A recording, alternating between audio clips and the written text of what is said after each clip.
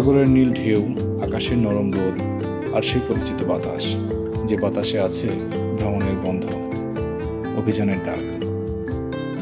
আজ আমরা কক্সবাজার থেকে রওনা হয়েছি দেশের দক্ষিণ প্রান্তের দিকে, এমন এক জায়গায় যাকে অনেকে বলে বাংলাদেশের শেষ প্রহরী, শাহপরী দ্বীপ।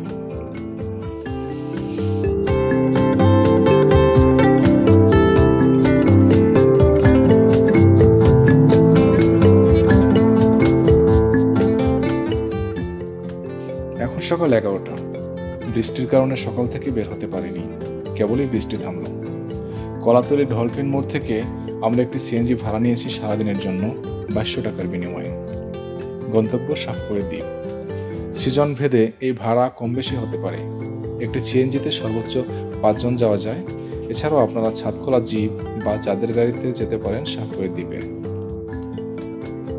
যাত্রার শুরুতেই মনে হচ্ছিল এই রাস্তা যেন একটানা নীল রঙে আঁকা এক কবিতা। ডানে সমুদ্র, বামে সুদীর্ঘ পাহাড়ের সারি, আর মাঝখানে ছুটে চলা রাস্তা, যেন কোনো সিনেমার দৃশ্য।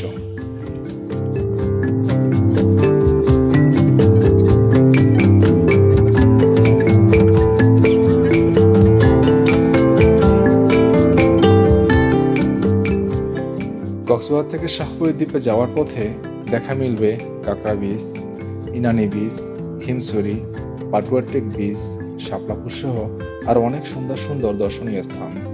আপনারা চাইলে এগুলো দেখতে দেখতে পৌঁছে যেতে পারেন শাহপরী দ্বীপে।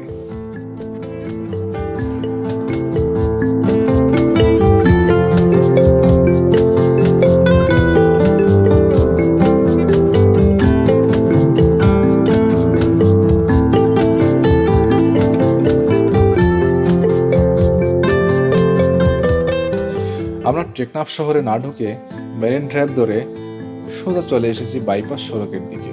এখান থেকেই সাবরাং ইউনিয়ন শুরু। এখানে কিছুটা কাঁচা ভাঙা রাস্তা আছে।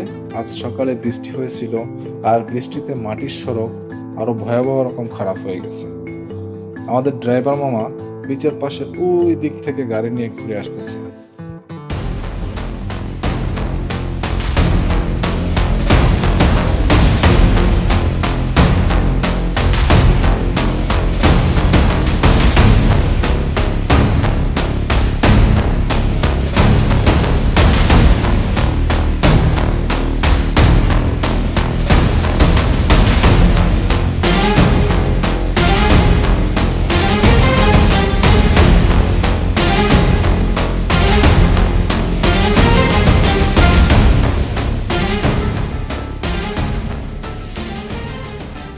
যাই হোক, কোনো মতে পানি কাদা পার হয়ে আবার পাকা রাস্তায় উঠলাম। এলাকায় ঢুকতেই চোখে পড়বে বিস্তৃত সুপারি ও নারকেল বাগান। এ যেন এক নয়নাভিরাম দৃশ্য। একসময় এটি ছিল ব্যবসা বাণিজ্যের কেন্দ্র। নাফ নদী পেরিয়ে বাংলার মানুষ যেত মিয়ানমারে, আবার ওদিক থেকে মানুষ আসতো বাজার করতে। কিন্তু সময়, নদীর ভাঙন আর ঝড়ঝঞ্ঝা এই দ্বীপের চেহারা অনেক বদলে দিয়েছে। রাস্তার দুই পাশে যে বিস্তৃত মাঠ দেখা যাচ্ছে, এগুলোতে শীত মৌসুমে লবণ চাষ হয়। শাহপরী দ্বীপ টেকনাফ উপজেলার সাবরাং ইউনিয়নের দক্ষিণ প্রান্তে নাফ নদীর মুখে অবস্থিত। টেকনাফ শহর থেকে এর দূরত্ব প্রায় 15 কিলোমিটার, আর কক্সবাজার থেকে এর দূরত্ব প্রায় 95 কিলোমিটার। এটাই বাংলাদেশের দক্ষিণতম বিন্দু, যেখানে নাফ নদী এসে মিশেছে বিশাল বঙ্গোপসাগরে। এই দ্বীপটা যেন পৃথিবীর এক প্রান্তে দাঁড়িয়ে থাকা ছোট্ট এক টুকরো নীরবতা, যেখানে মানুষ আর প্রকৃতি একে অপরের সঙ্গে কথা বলে। শাহপরীর নামটার মধ্যেই কেমন যেন একটা রহস্য আছে। জনশ্রুতি আছে, শাহসুজার স্ত্রী পরিবানুর পরি ও শাহসুজার শাহ মিলে এ দ্বীপের নামকরণ শাহপরী দ্বীপ করা হয়েছিল। আবার একটি ভিন্ন মত আছে যে শাহ ফরিদ আউলিয়ার নামেই এ দ্বীপের নামকরণ করা হয়। শাহপরী দ্বীপের নামকরণের এরকম আরো অনেক ইতিহাস ও লোককথা প্রচলিত আছে স্থানীয়দের মাঝে। আগে শাহপরীর জেটিঘাট থেকে জাহাজে চেপে টুরিস্ট ও স্থানীয় লোকজন যাওয়া আসা করত সেন্ট মার্টিন দ্বীপে, এখন যেটা বন্ধ আছে।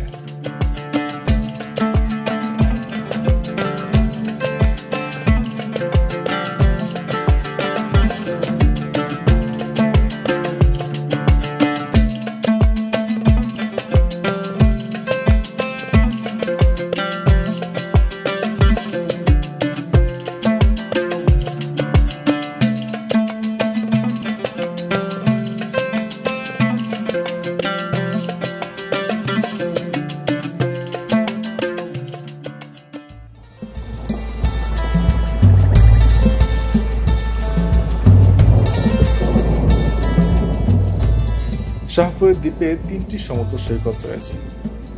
আমরা এখন আছি নাফ নদীর মোহনায়। এই জায়গাটা অনেকটা সেন্ট মার্টিনের মতো।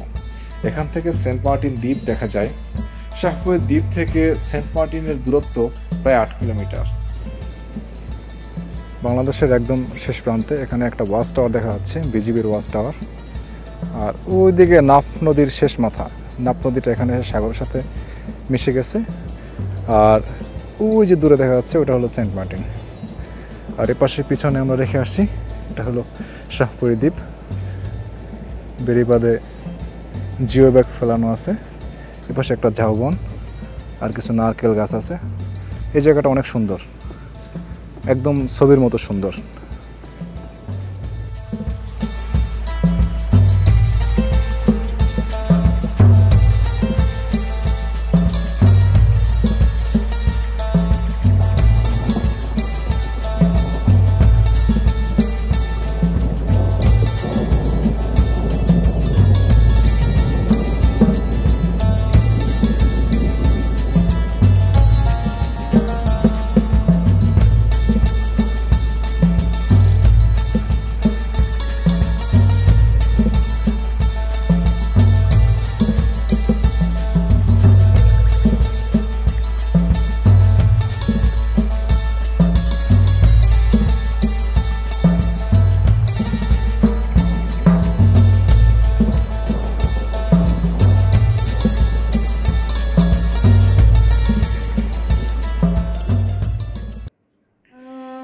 এখানে কোনো কোলাহল নেই, নেই তেমন পর্যটকের ভিড়, আছে শুধু শান্ত নৈঃশব্দ। ভোরবেলায় সূর্য যখন দিগন্তে ওঠে তখন মনে হয় সমুদ্র নিজ হাতে আলো ছড়িয়ে দিচ্ছে। আর বিকেলে যখন সূর্য পশ্চিমে নামে ঢেউয়ের রং বদলায় সোনালি থেকে লালচে, তারপর গাঢ় নীল। দূরে দেখা যায় মিয়ানমারের পাহাড় আর তার নিচে নাফ নদী নিঃশব্দে বয়ে যাচ্ছে নিজের পথে। বাতাসে লবণের গন্ধ, ঢেউয়ের তালের ছন্দ, আর কোথাও একটা গভীর নিস্তব্ধতা, যেন সময়ও এখানে ধীরে চলে। শাহপুরের দ্বীপ কেমন লাগলো কমেন্ট করে জানাতে পারেন। ভালো লাগলে লাইক দিতে ভুলবেন না। আর এরকম ট্রাভেল ভিডিও মিস করতে না চাইলে সাবস্ক্রাইব করে বেল বাটনটি বাজিয়ে রাখুন। আমি হাসান, বিদায় নিচ্ছি শাহপুরের দ্বীপের নীল ঢেউয়ের পাশ থেকে। আবার দেখা হবে অন্য কোনো পথে, অন্য কোনো গল্পে। আল্লাহ হাফেজ।